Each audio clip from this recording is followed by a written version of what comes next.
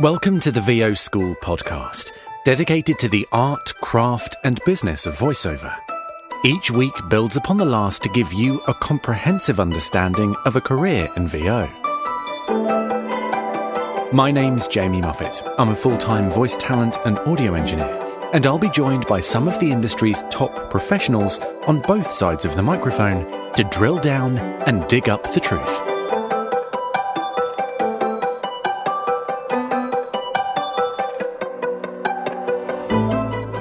Hello, welcome to the VO School podcast. And today's a bit of a milestone because we've reached episode 20, and that's super exciting, and I'm really grateful for everyone that has listened and contributed and offered support and encouragement and help along the way. So thank you for that. And today's episode is something a little bit special to celebrate that. Now, if you're listening close to when it's released, you'll know that this month is February, and February is Black History Month. So today's episode is to do with diversity, and because of that, I wanted someone a bit better qualified to talk about that than I and host the episode.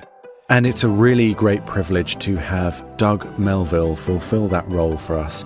He is Chief Diversity Officer at TBWA, and he really practices what he preaches. If you follow him on social media, you'll see that diversity is a huge part of his day-to-day work and home life, and he's just the perfect person to host this. So thank you, Doug, for agreeing to do this. You did a fantastic job.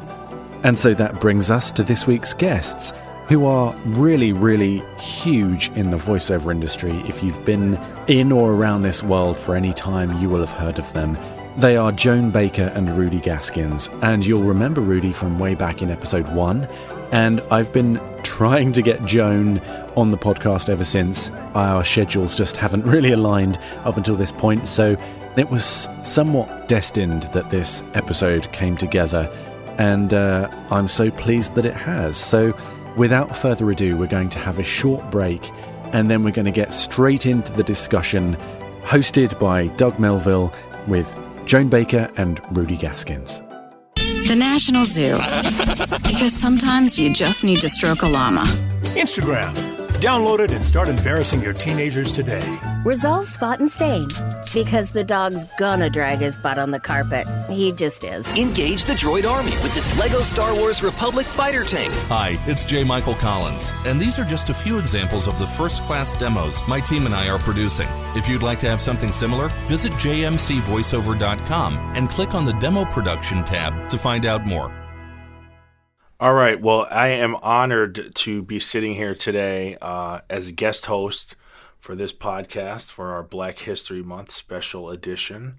So thank you so much for joining us today. Now, I want to make sure we're clear and people listening know who is in the studio today live. This is not done via satellite or on location. This is done indirect, in person, with all of us in the same studio, which is very exciting for me. And I'm with two special guests today. Rudy Gaskin, Emmy Award-winning producer, 20-year veteran of the voiceover industry, co-founder of the Society of Voice Arts and Sciences, which Good Morning America has dubbed the Oscars of voiceover. And you are joined by Joan Baker, best-selling international author of Secrets of Voiceover Success. Her voice and or likeness has appeared in over 20 films and video game titles, including the Sex and the City movie, which is one of my favorites, Shaft, Saturday Night Live, and a series of Grand Theft Auto titles. She's a triple threat, actress, voice, and dance. It is an honor to have you both here. And you're also the other co-founder of the Society of Voice Arts and Sciences. So, Doug, we heard Jamie couldn't get Jada Pinkett Smith or Will, and so they called us in. And so this is going to be off the cuff. Right. Now, we have no notes. We're just in here freestyling. And that was the second Shaft, actually, the new Samuel L. Jackson Shaft that Joan was in. I love that. I auditioned for John Singleton, and this is what I thought was funny. It was in Harlem. It was in a garage, and the garage was like echoey and stuff. Anyway, there was a long line, And I was auditioning to be the girlfriend of the original Shaft. And when it was my turn, I noticed when he came up to me, he literally did this cliche where the making the screen, framing the screen with your hands. Framing my face, and as he was with his fingers, he was framing your face. I noticed he didn't do that with anyone else, but he was doing that with me. And as I was talking, I said, "Look, you don't even have to worry about me." I said, "I've been around. I can take care of anything you want me to do. It's no problem." Next thing you know, I got a phone call. I love this. I was on it. One of the best auditions I ever had, telling them how I'd be. Got that. Right? Now, how much does confidence play into auditions? Because the unique thing about your relationship with SOVAS, which is the acronym of the Society of Voice Arts and Sciences, and also your careers, is that every relationship is essentially a producer and talent, or a director and talent. So how do you know that you've nailed an audition, Joan? When you walk into a room, because you've gone across multiple verticals, so how do you know that you've nailed it? Well, how I know I've nailed it, I think, is one, I really do try to make a connection with whoever I'm auditioning with. Obviously, not everyone, resonates, but I really do try to break the ice, and I do try to break it with humor, because that not only helps them connect with me, but it also helps me really rise to the occasion in the room. Also, I think when I get into a trance, and I don't know if that sounds strange, but when I'm really in a trance, I become very present, and nothing kind of gets in my thoughts or distracts me in any way. And when I walk away from an audition, usually I'll go, wow, I was really in it. I wasn't distracted by anything. And also whenever I think to myself, oh, I should have done this or I should have done that, I don't get it.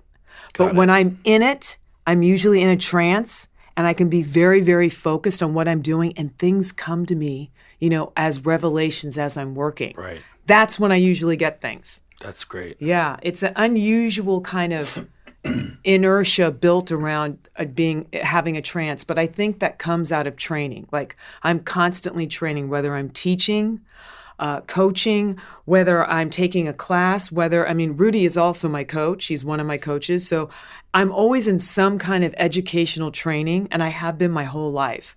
It builds a trance, and that trance, I'm human, so sometimes it shows up, sometimes it doesn't, but when it does is usually when things happen.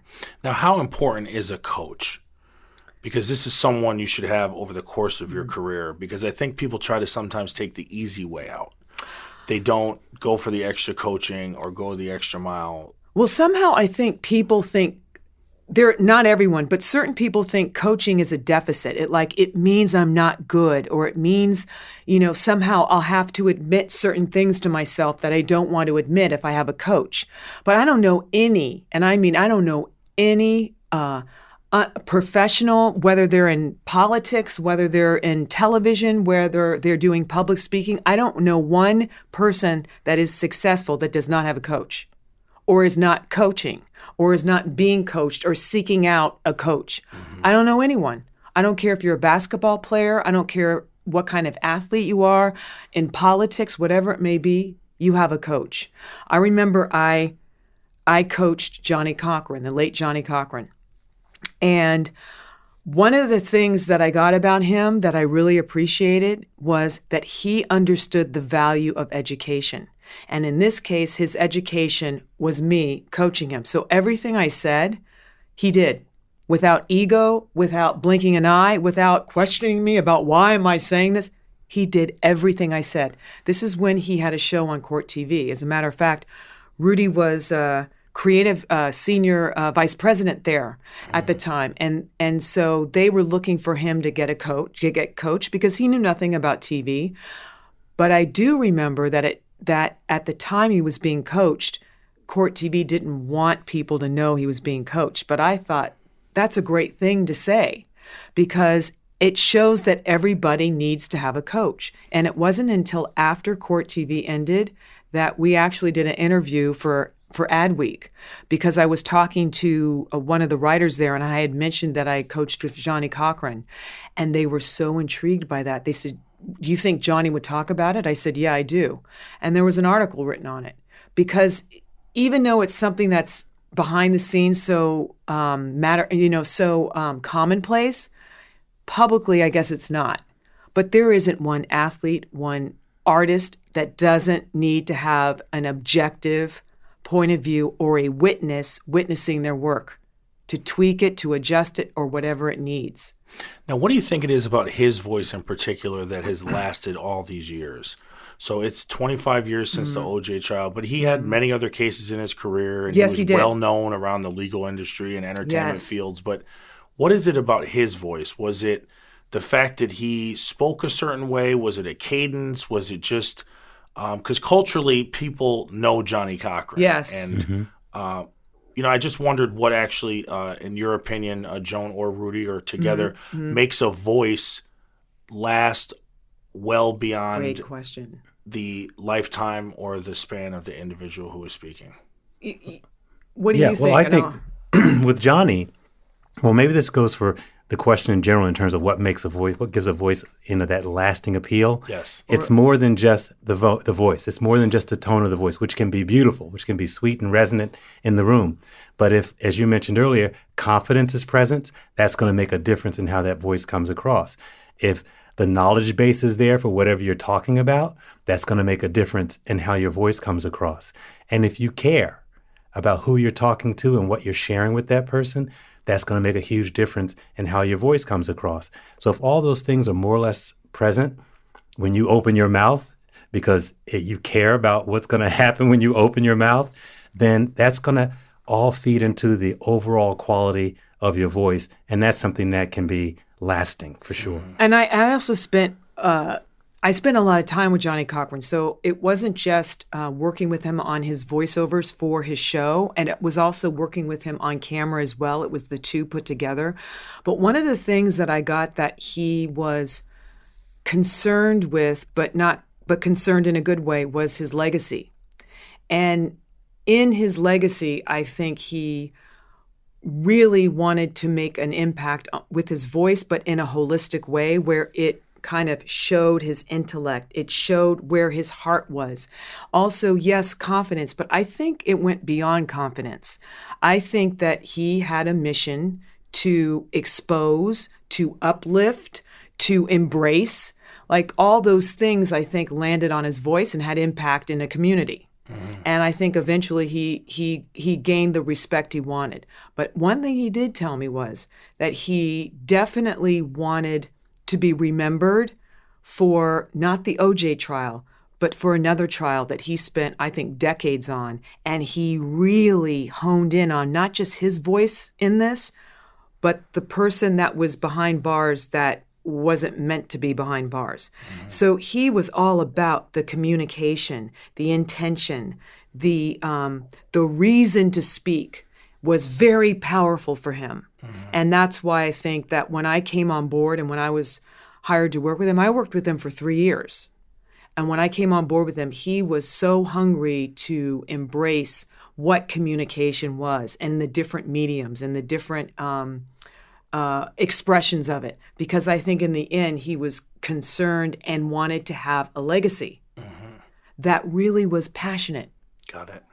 Now, Rudy, what attracted you? 20 years in voice is really a long time. That's prior to podcasts, prior to smartphones, which are just 10 years old, really prior to the modern internet that was invented really in 97, 98. So that was still dial-up. Totally analog. Totally analog. So what attracted you to voice in particular of the arts? Did you see a certain opportunity?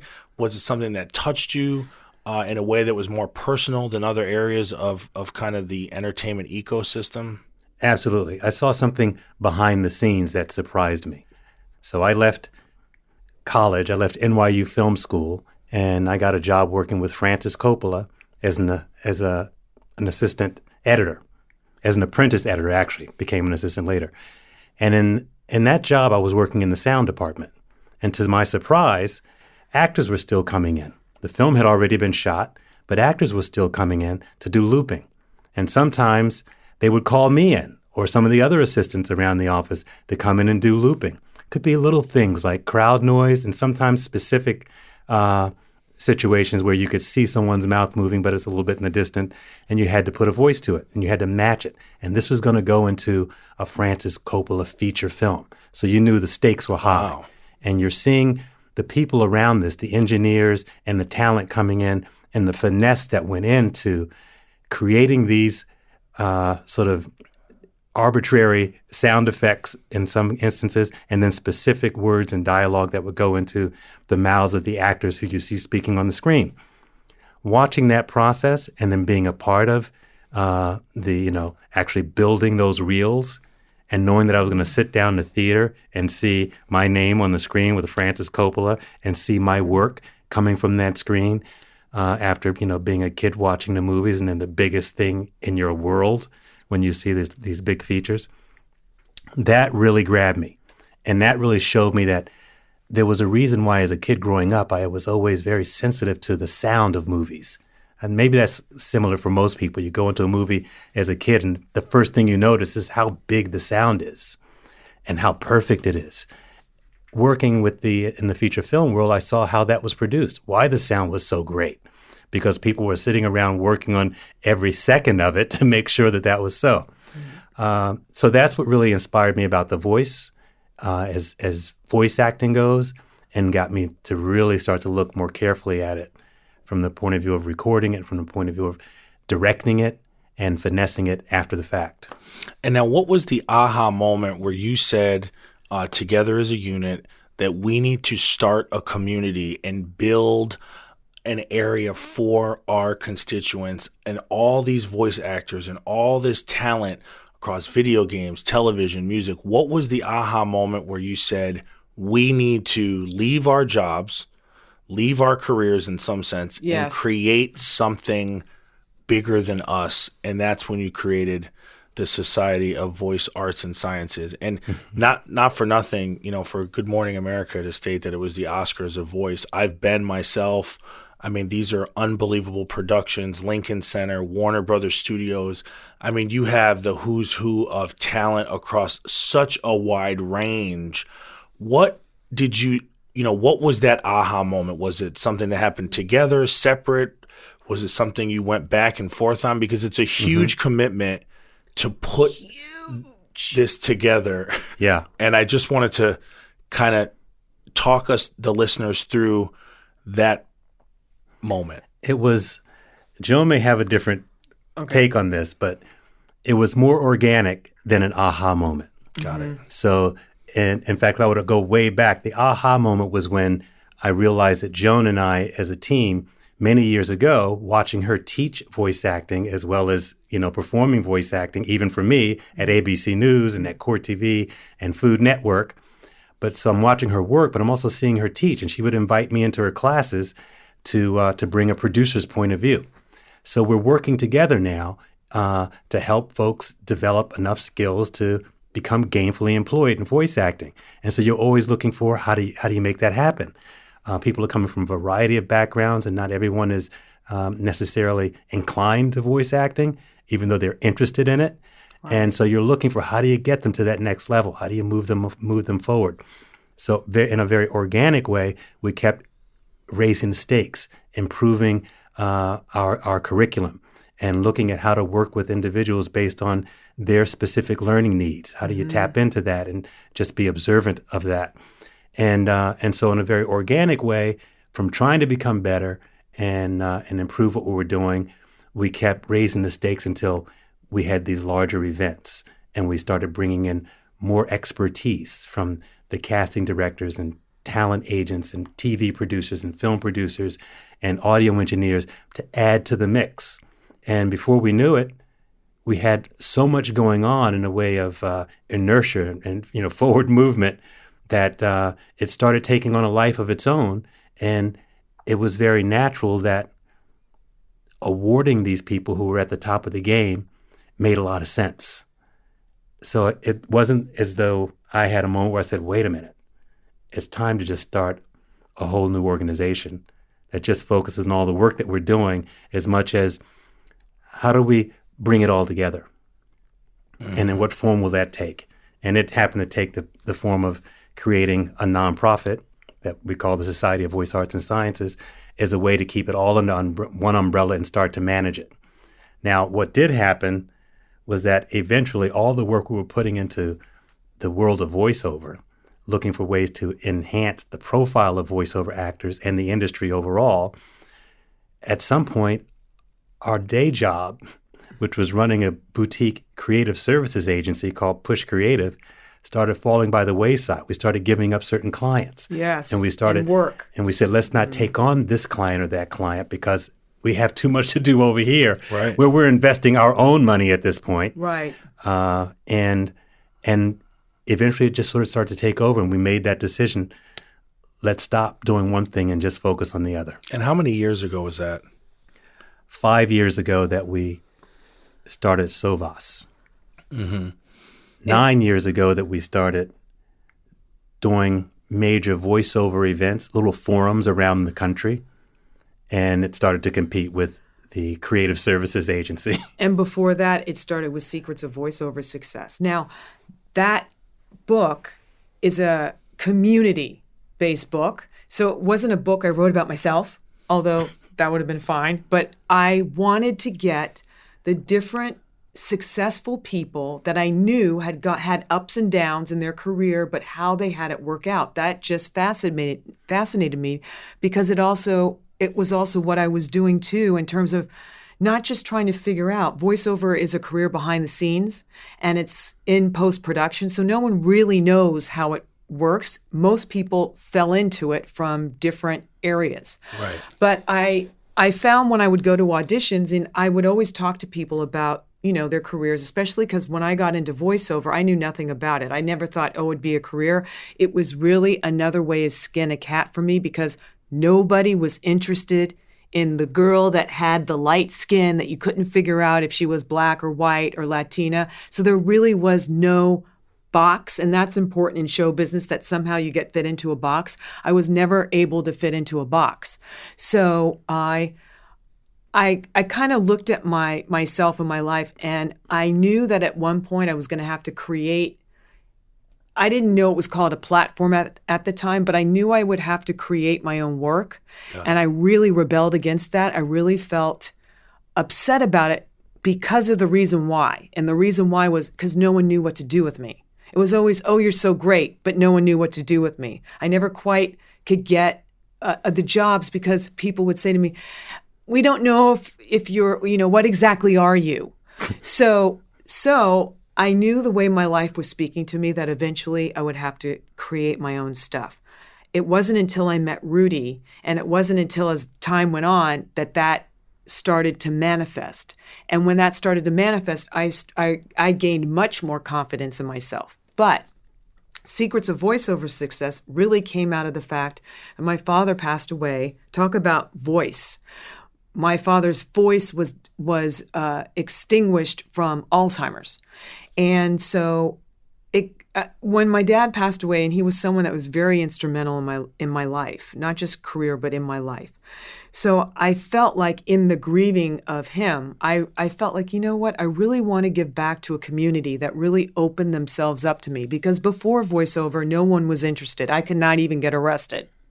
So once I got into voiceover and the doors opened, it was like the combination to the lock unlocked. And my father passed away. My career in voiceover started in 1991, and he passed away in 2003. So I thought, I really want to give back, and I also wanted to be able to give back to voices that also got extinguished through Alzheimer's. So the book isn't just a book around voiceover. It also includes people's voices that no longer are able to speak as well. And then the proceeds of my book go to Alzheimer's. To this day, it still does. So I just felt like, that really does reflect me, giving back to the community, creating a book that has diversity, that includes all kinds of voices and how they made it in voiceover. And it also includes inspiration from people with different degrees of Alzheimer's also are in the book as well. So it's kind of it's an unusual book, although it focuses on voiceover. So I would do book signings that included the people in the book.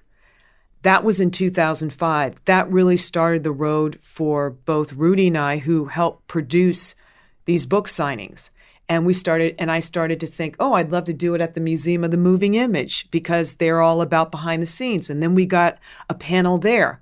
And Alan Coulter, who was the voice on David Letterman, I got him to host it, and I co-hosted it. And then we had a group of people from the book. So the book kept moving into different areas and different book signings, and it kind of it started to get a big following. And then the Learning Annex, which no longer exists, although I hear it's coming back, they came on board right away and they said, we'd love to do an event with you around your book. And so they named it Make Millions with Your Voice. And the way I could justify that was all the people on the panel, we all together made millions.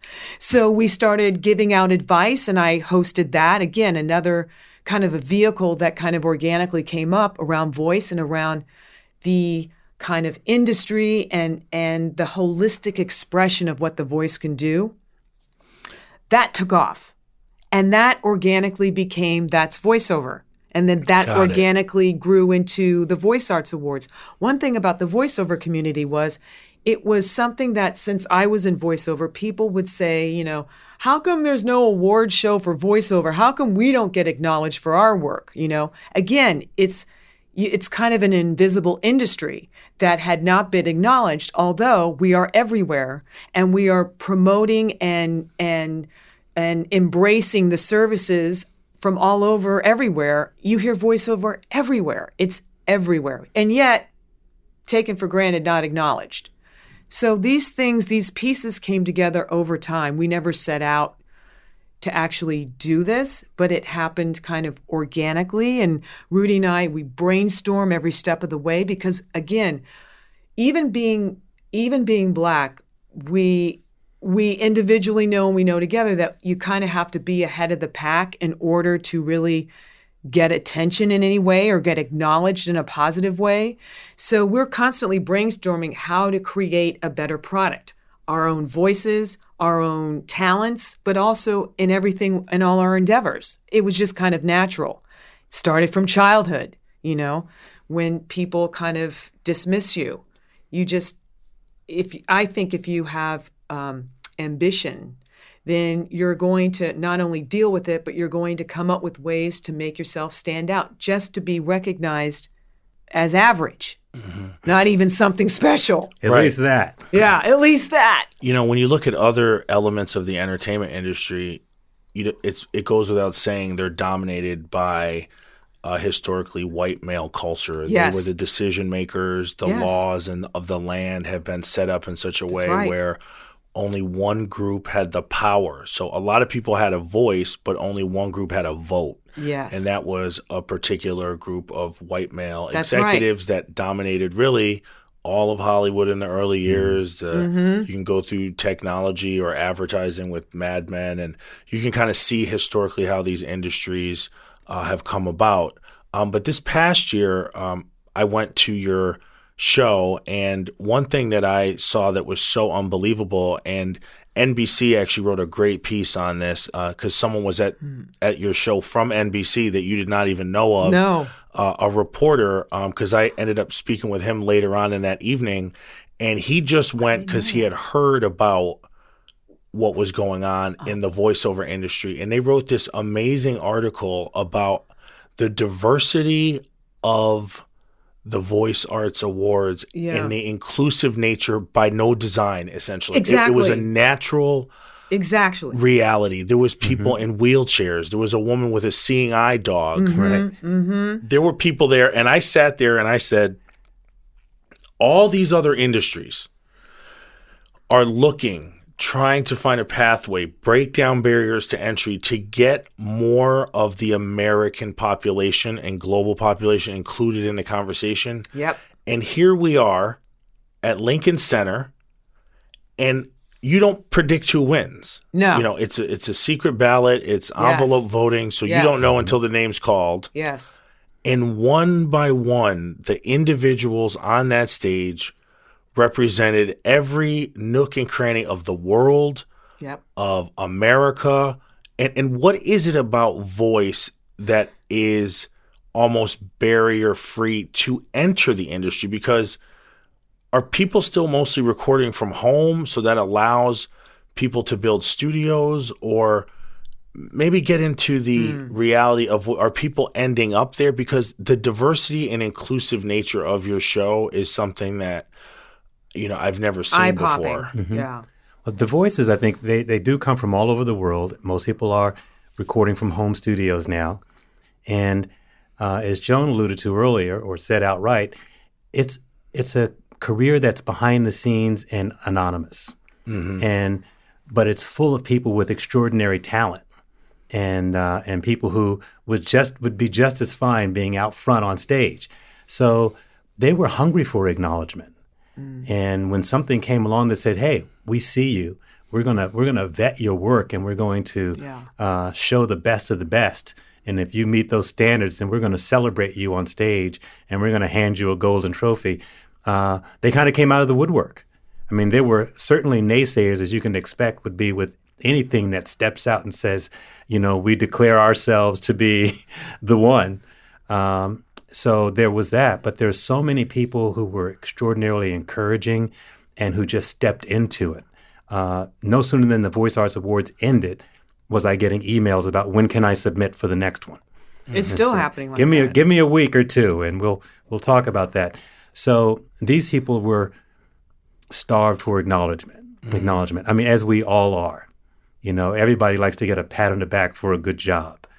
And it comes through in acknowledgement programs like this one. Well, I also think, too, that in that this is new to voiceover, there's like the naysayers that we're talking about, that the process isn't a process that is also out there on the table. No one really knows the process of the awards, of a legitimate awards.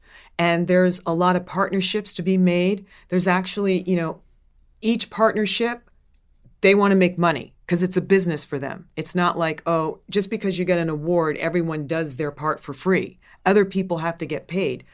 We partnered with R.S. Owens, for example. They created the Oscar, right? So our awards aren't something that sits in a warehouse in New Jersey in someone's garage. They have to be individually made.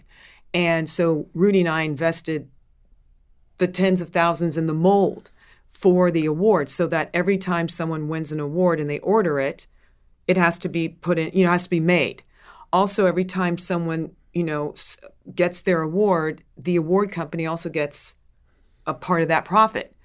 Just like when people submit for awards, there is a small cost to that because actually there's work involved with that, and people get paid for their work. It has nothing to do with who wins the award. That in itself is legitimate. We have 95 judges from all over the world that work from their computers, and they score the work. And it's the program that tallies up the scores.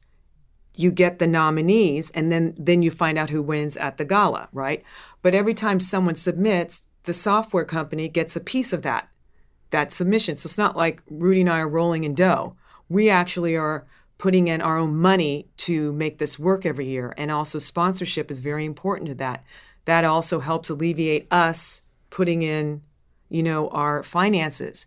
And we spend almost 24/7 doing this 7 days a week. It is, from waking to sleeping, that's all we think about. And that's all we do is to keep creating the quality and developing the partnerships so that things get more and more profoundly loved and kept. So even the award itself is something it's more than a keepsake. It's like having an Oscar or the Emmy, although we're working towards that as well for it to really mean that. But you have to start from somewhere. So some of the naysayers don't realize that there's other people involved and they get a piece of the pie. But that has nothing to do with the people that get nominated from their work. It gets scored by judges that no one gets, no one gets paid to judge, just like in the Emmys and the other awards. No one gets paid for that. They donate their time. So some things are donated, other people have to get paid.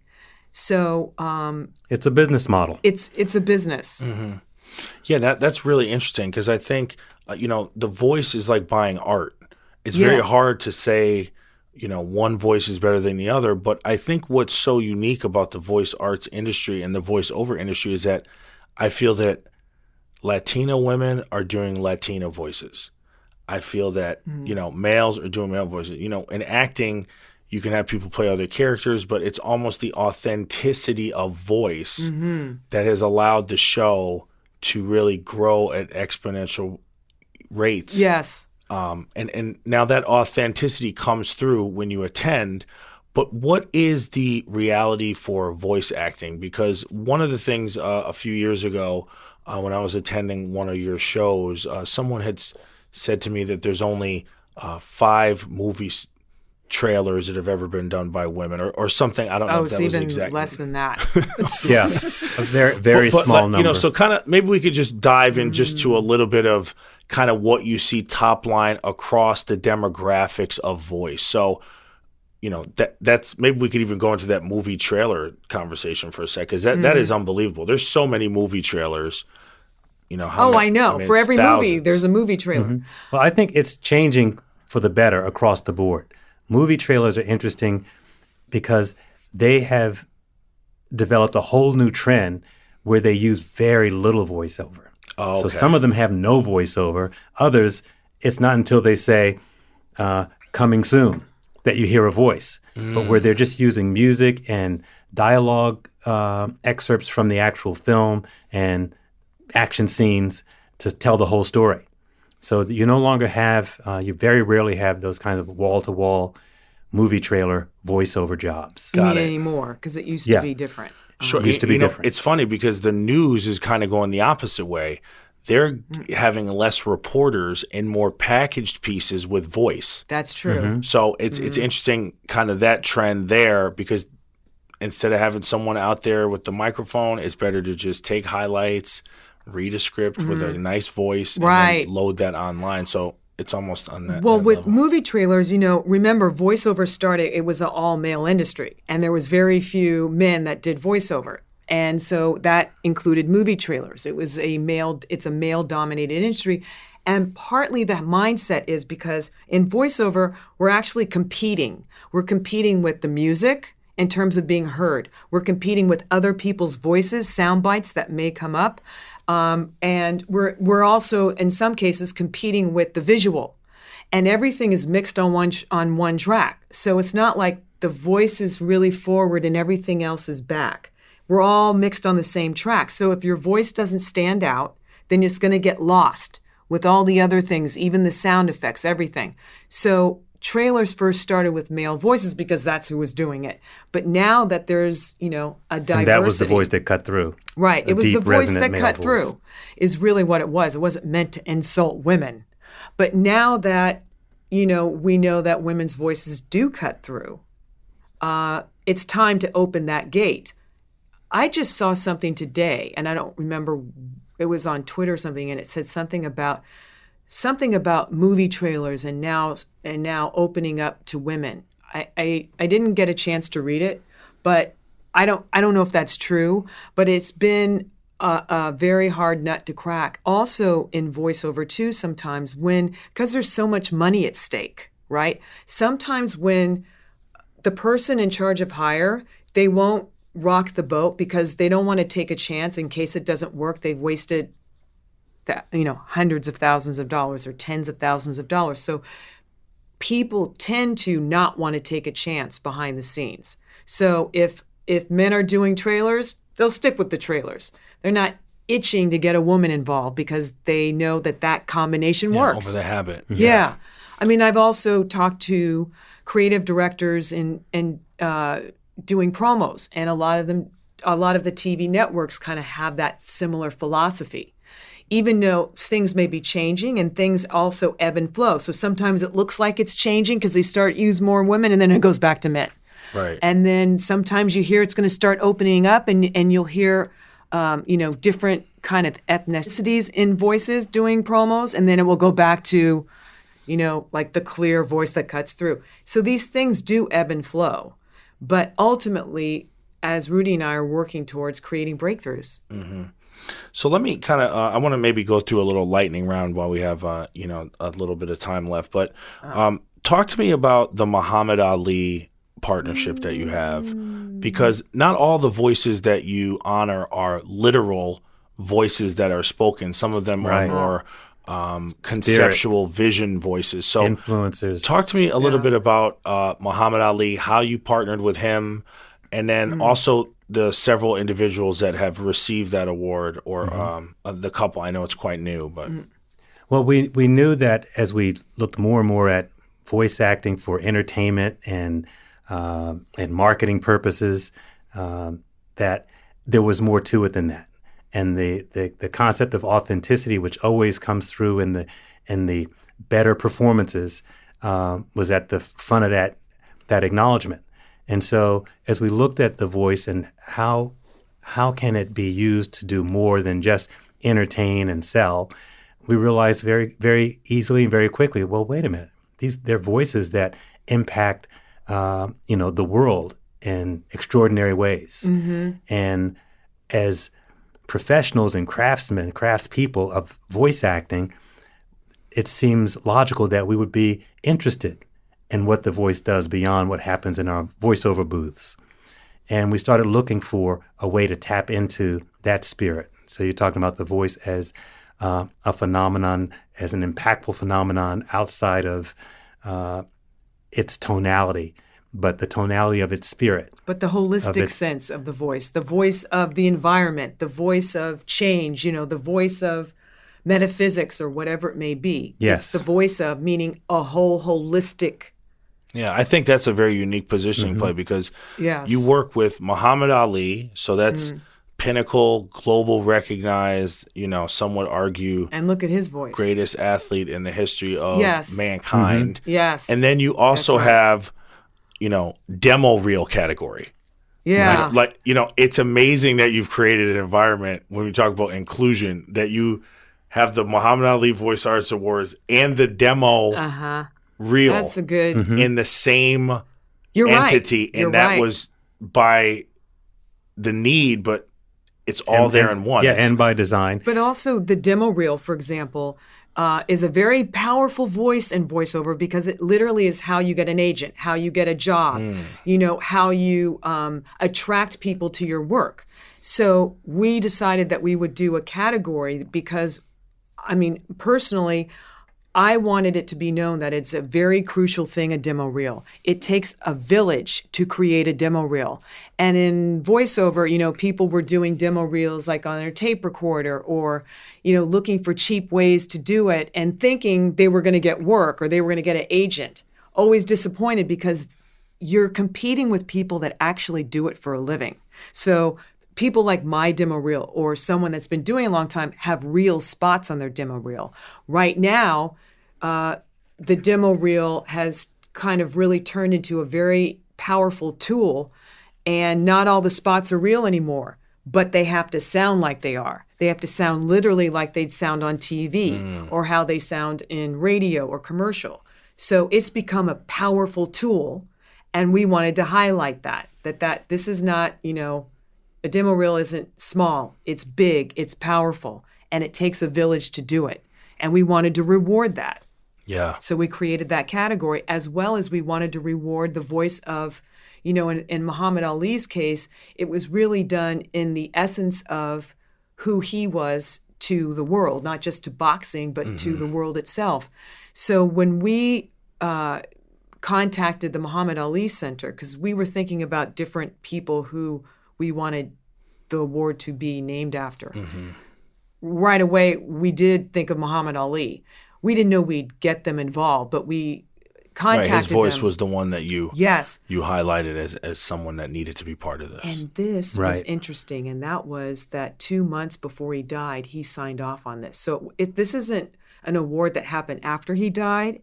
This actually, we partnered. He's aware of it. He knew it. He was aware of it. Very and fortunate he for us, loved because it. many people jumped on the train after he passed away. Right, creating awards. And that left, the Muhammad Ali Center, that organization, dealing with how do we figure out who's real and who isn't. Right. Yeah, and, So and President Obama was the first one to receive that award, right? Yes. That's right. Yeah, which is an amazing honor, and I was there during that year when he was awarded. And you also had other categories. You had Michael Buffer. Yeah, he was the Icon Award. Let's Get Ready to Rumble. Sure. Yeah, He so was the the Voice Icon Arts Award. Icon Award goes to a voiceover actor who not only has demonstrated extraordinary skill in the craft over many years, but also has a heart that's demonstrated through their humanitarianism and other ways that they make a positive difference in life. Like Nancy Cartwright got the Vanguard Award this year, which is sponsored by Backstage Magazine, and she got it not only for her work, her body of work, but also for her humanitarian efforts too. It was Arts and Humanity was the name of her Vanguard Award. And some of the other winners of these honorary awards have been James Earl Jones and William Shatner, Lily Tomlin. And this goes across the board of the honorary awards. So Right. Muhammad Ali, the Voice Arts Icon Award, the Environmental Award, which went to Aaron Brockovich, and the Backstage Vanguard Award. These are all areas, 4 key areas in which we're able to recognize people who are Exceptional. more or less of global And- stature. yeah. in And what it also they've been able represents to bring. the diversity of voice. Yeah. Yes. You're everybody's touched by different voices, so it's a unique opportunity. One thing I also want to touch on is talk to me for a moment about the rise in voice across AI. So Alexa voice, Google voice.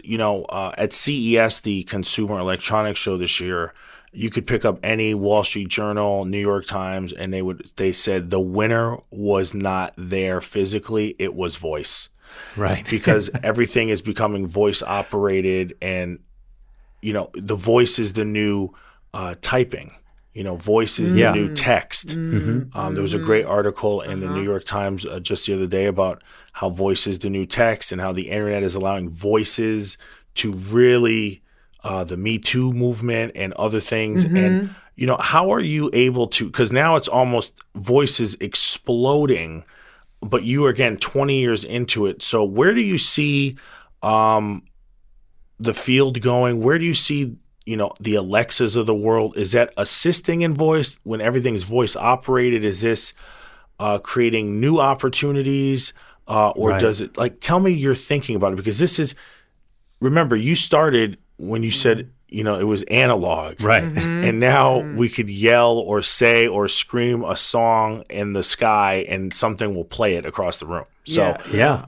how do you see voice, and do you see that in your Voice Arts Awards, there's room for places like Amazon Absolutely. and these brands? There's absolutely, as Joan said, there's absolutely room for it in the Voice Arts Awards. And we want to celebrate that skill, that unique method of bringing voice to life.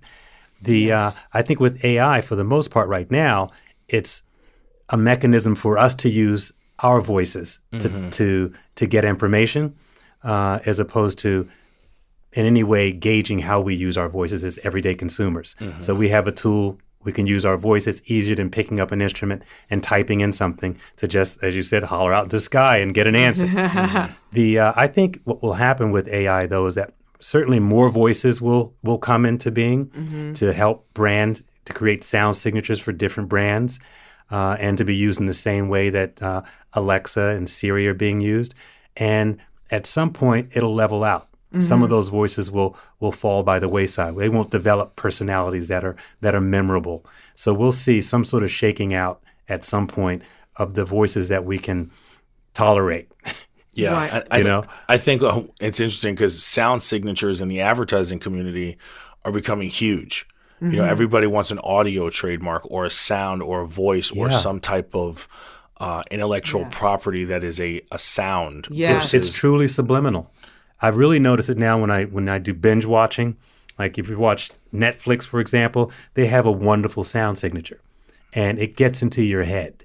And you know that it means everything you love about Netflix is coming back at you in a 1.5 second sound signature.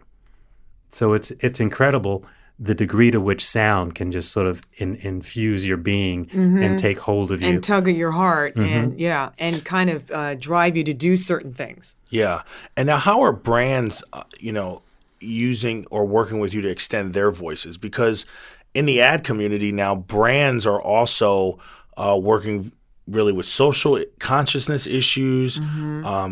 There's a study that came out that social issues are the new black, and people are looking on brands' websites to see where they donate and how they use their voice and how they shift their power. So in your world, are brands also looking to extend their footprint with you, or their voice print, I would say, and become part of the voice community? Because the voiceover actors are working for the brand, so they're technically the brand of the voice, but they're on the other hand, ambassadors. the brand has a voice, going back to the Muhammad Ali, that's more aspirational and vision driven. So kind of how does that intersectionality work? Because again, going back to how many broad topics that you have here, this is another area where the intersectionality is really SOVAS. So how does that work with brands? Well, it's not quite magical yet. I mean, we're only 5 years in, going into our 5th year, so there's still a lot to do on our part to educate major brands about what the opportunity is. For those who have joined us as major sponsors, they're beginning to see, and you used the word, that there's a community here, that it's not scattershot, that when they get involved with us, they're tapping into a global community. But that's serious. That's serious about acknowledgement. That's serious about brands. That's serious about being the voice and embracing brands. That one thing that when I'm talking to sponsors, sometimes I'll say, you know what? Voiceover people are very, very loyal. You acknowledge them, they will never forget you. They won't.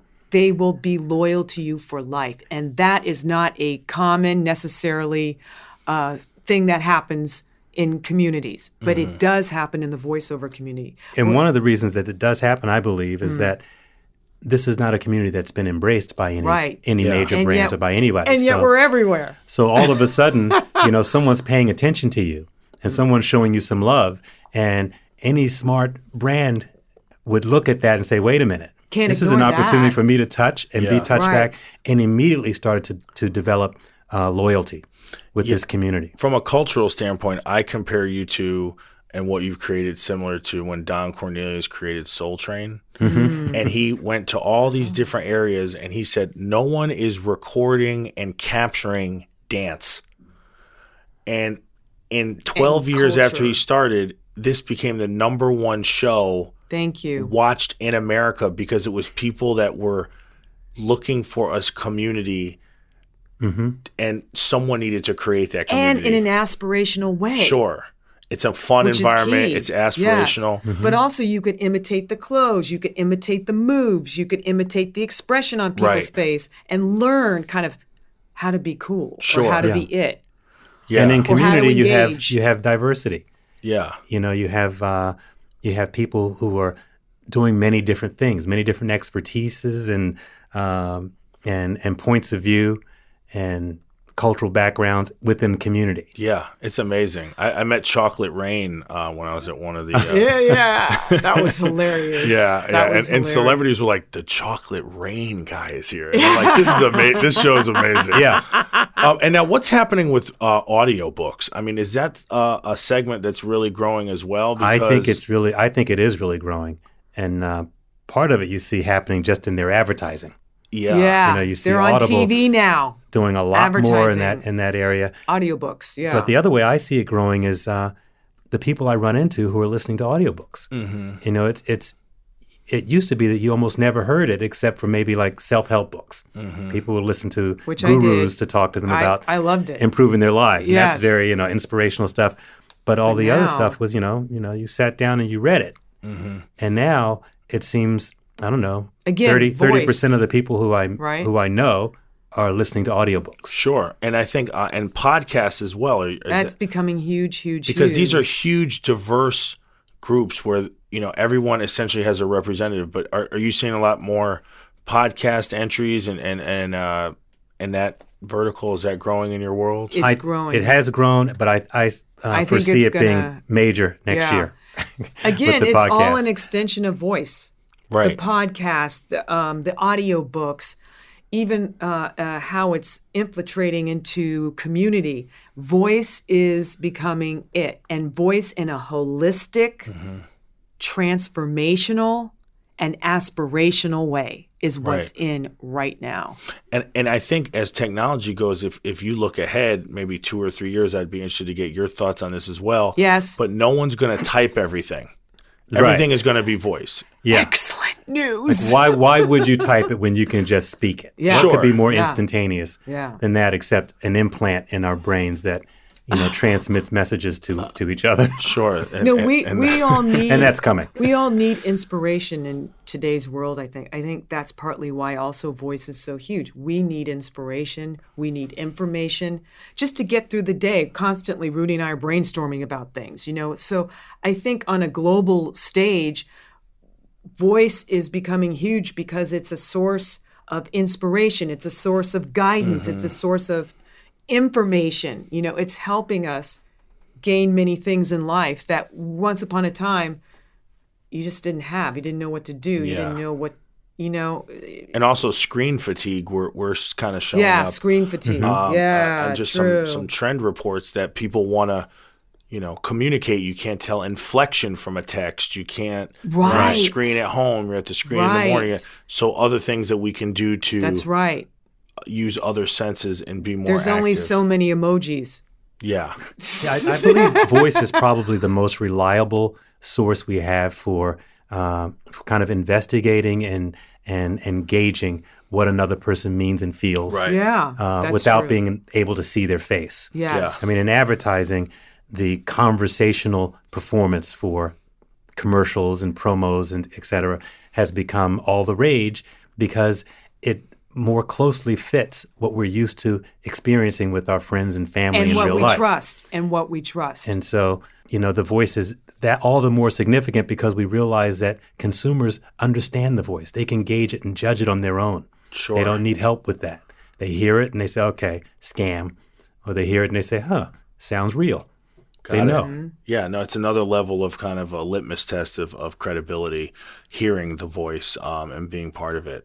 Now, just as we wrap up here, tell me some things that you think 2 years, 5 years, kind of let's look in the looking glass ahead in your world. You spent 20 years in the industry, both you, Joan, triple threat across different artistic endeavors. Tell me what you're kind of seeing or maybe predicting some things down the road 3 to 5 years from now.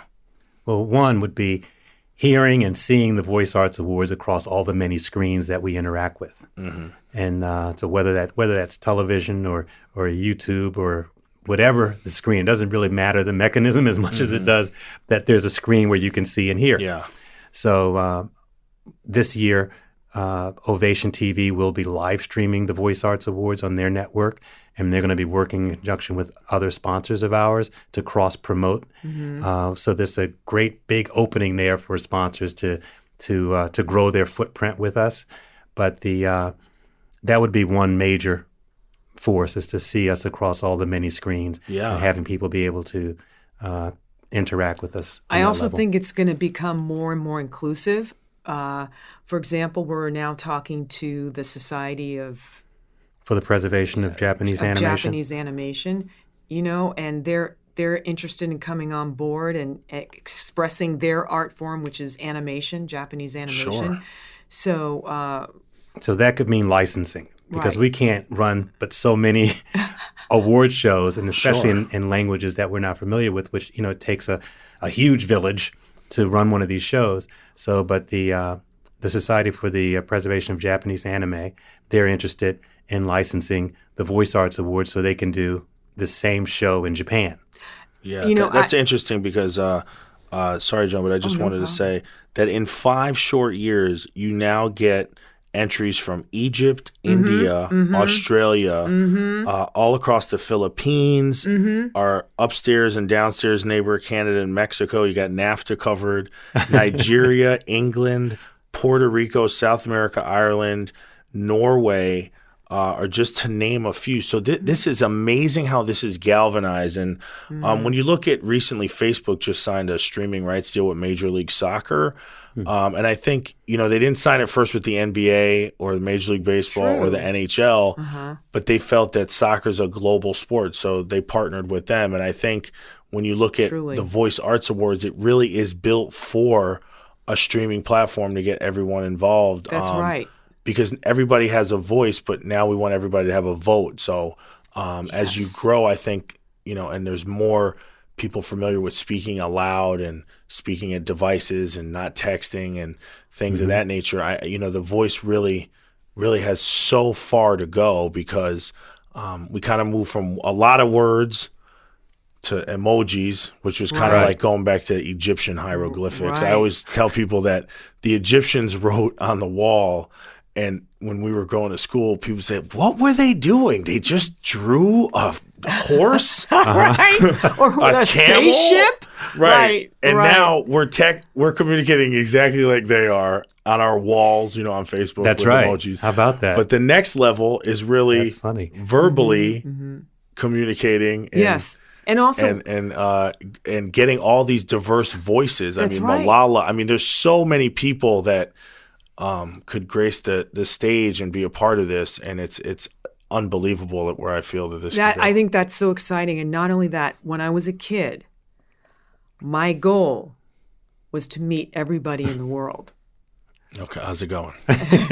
It's actually going well. With that. It's actually, and I think about the Voice Arts Award, and I think that actually could have been, what I thought about as a kid, and I really was serious. I wanted to meet everyone in the world. I used to daydream about it. This actually is a vehicle for that without even realizing it. That's kind of what Mark Zuckerberg has done with Facebook. Yeah. No, that's amazing. And that's a good way to wrap this up. One more thing is, if you could just mention your website, what season, if the date isn't confirmed, of next year's show, and where people would go to find out more information on how they can become part of this community that's ever growing and add their diverse voice to the conversation. And we'd love to have them. They can go to SOVAS.org. SOVAS is the acronym for Society of Voice Arts and Sciences. So it's SOV as in Victor, AS.org. And there's lots of information there. The next show will be in November 2018 on the 17th and 18th, Saturday and Sunday at Warner Brothers Theaters in Los Angeles. Okay, that's exciting. That's an amazing venue. Yes. Well, thank you both so much for coming in. I hope you weren't disappointed it wasn't Jada and Will and that it was me and Rudy. No, I've already forgot. Actually, I think Jada and Will, they just got here. They just got here. They're waiting in the waiting room. Thank you both so much for coming today. Thank you so much. The mind of Doug Melville, I tell you, it has a voice that's impactful. It's gold, baby. That's right. All right, thank you.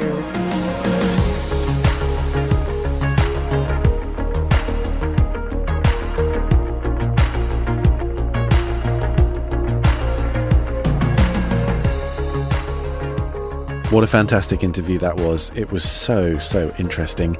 Thank you to everyone involved, Doug for hosting, and of course, Joan and Rudy for being guests on the show.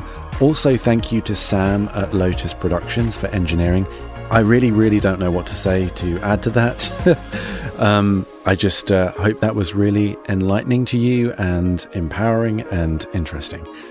To follow up on what they were talking about right at the end there, if you want to find out more about the Society of Voice Arts and Sciences, you can go to sovas.org, SOVAS.org. And Doug has his own podcast, which you should definitely check out.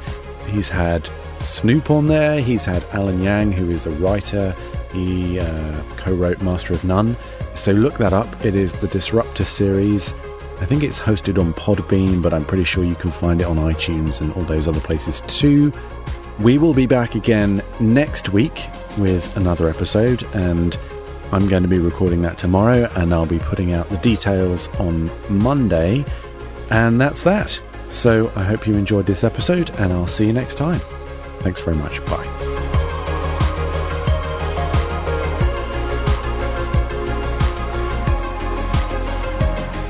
This episode was recorded at Lotus Productions in New York City. Thank you to this week's guests, to our sponsor J. Michael Collins and Backstage Magazine. Thanks also to Kyle Marie Colucci and Chris Sharps for social media support. Join us next time for another class.